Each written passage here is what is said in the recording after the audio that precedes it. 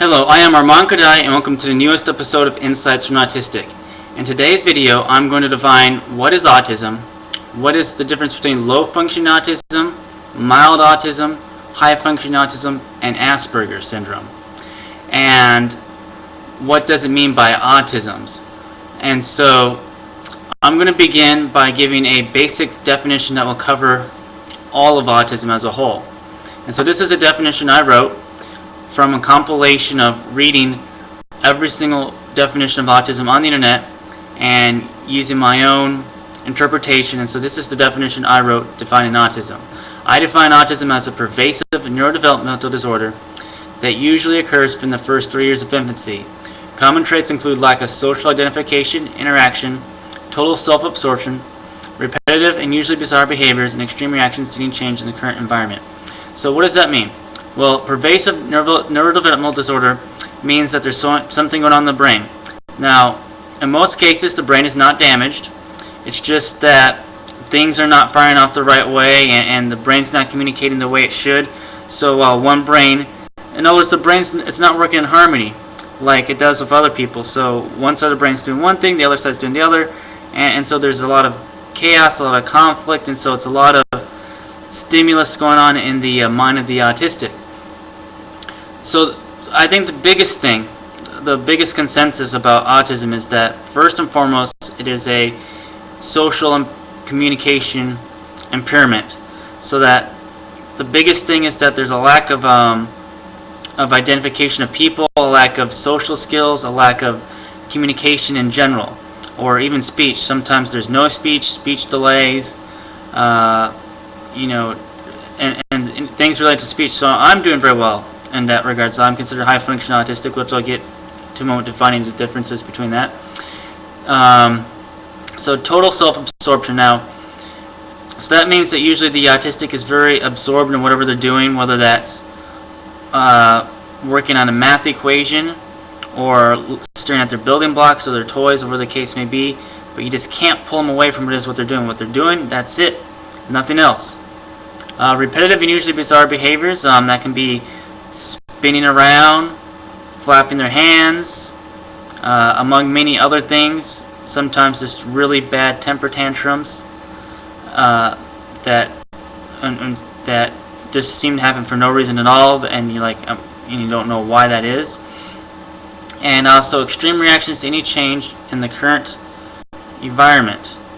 Alright, so a lot of times an individual with autism, if you take them somewhere they're not expecting it, or they go to a new place, or someone unexpected comes, the doorbell rings, you tell them to come down for dinner an hour early, you intrude upon their space, whatever it is, they're going to have, there's going to be a reaction, and it's usually going to be a very feisty reaction, to say the least. So that is a basic definition. Now, let's further define autism. Alright, so an individual with, alright, well, let's define, now they're saying there's perhaps a thing called autisms. So one child might have one aspect of autism while not having another aspect. So it is not necessarily that you're going to have this individual with all of these autistic traits. Some might have incredible communication skills, but yet everything else, all the other traits of autism follow that person. Just to further clarify, to give a further definition of autism, I'm going to go and read off what Taka has to say on their card.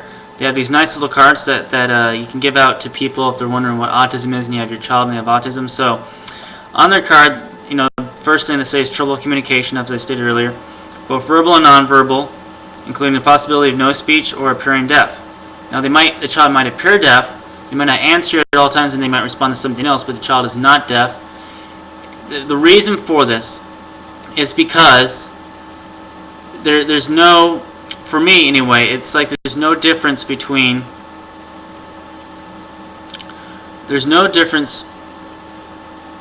say, this pen and you. They're both objects. So what you have to say and what I'm paying attention to, what I'm paying attention to has far more merit than what that's at least what it was when I was younger. Alright, so the next thing that the Taka card has to say, social and learning skills. So unable to understand social cues and situations, including waiting in lines or unplanned changes. Third thing, strange or odd behaviors, such as tantrums, hand flapping, repetitive sounds, yelling out, or obsessive behaviors. In the past, I will say that I've had insane temper tantrums and very obsessive behaviors, and sometimes I'm very well aware that I can get very obsessed over things, so I try to keep myself in check. That's why I don't have a Twitter account yet, because I don't want to get obsessed with Twitter. Next thing on the Taka card, sensory issues.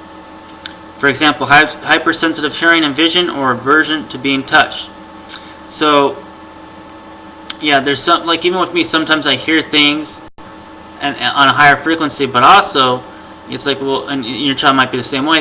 They hear something that you can't hear, or you barely hear it, and yet at the same time, they don't respond to you at all, like you don't exist. So why is that? It's like I mentioned earlier, they're in their world, they're paying attention to what they're doing. There's no difference between what you have to say and something else. Aversion to being touched. I'll admit, sometimes, light touch is more painful. Sometimes heavy touch is less painful, or it's vice versa for other individuals with autism. And then, finally, the Taka card, talking about curing autism. It says medical problems, including severe headaches, gastrointestinal problems, severe food allergies, and many others. And so, a lot of individuals with autism have allergies to gluten and casein. In other words, wheat and dairy products. I myself have allergies to dairy products. So now, moving on. What does this mean in relation to me? Well, I have a lot of those behaviors, but this video is more about defining it. So I'm going to define. So the low-functioning autism is when the child has these behaviors. You can't really get to them. They might have very little speech or no speech, or what speech they do have, it's mumbo-jumbo. They don't read. They can't comprehend anything. There might be no signs. It might seem that they are intelligent or they're not. Higher functioning is when they can start communicating, start to understand stuff. They might appear more intelligent. And then someone with high function. Now, what is the difference between high functioning autism and Asperger's? Well, some people, their viewpoint is that there is no difference. Perhaps when they're younger, that there's a difference, and then as age goes on, they become more individualized. A lot of people tend to believe that. And then there's also, some school systems, they will not offer services with an Asperger's diagnosis, so the parent has to force a way to get an autism diagnosis.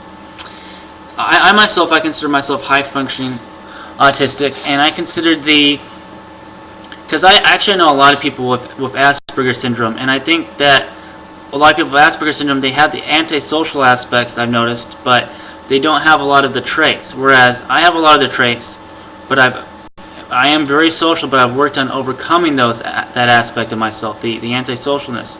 But I flap my hands, I used to have the temper tantrums, certain sounds drive me crazy, I have an aversion to certain, feelings, etc.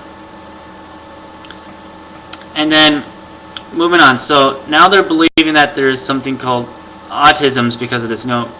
Is it a spectrum that goes like this, or where we have one end and then the other, one thing on one end and one thing on the other end?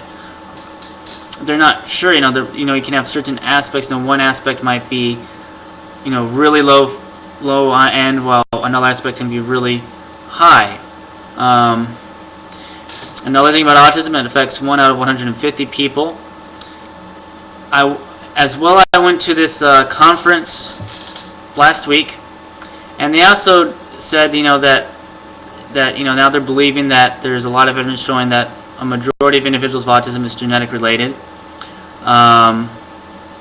Another interesting thing is that the genetics of the individuals with autism is different between those who have regression and non-regression. Anyway, that's it for my video. If you have any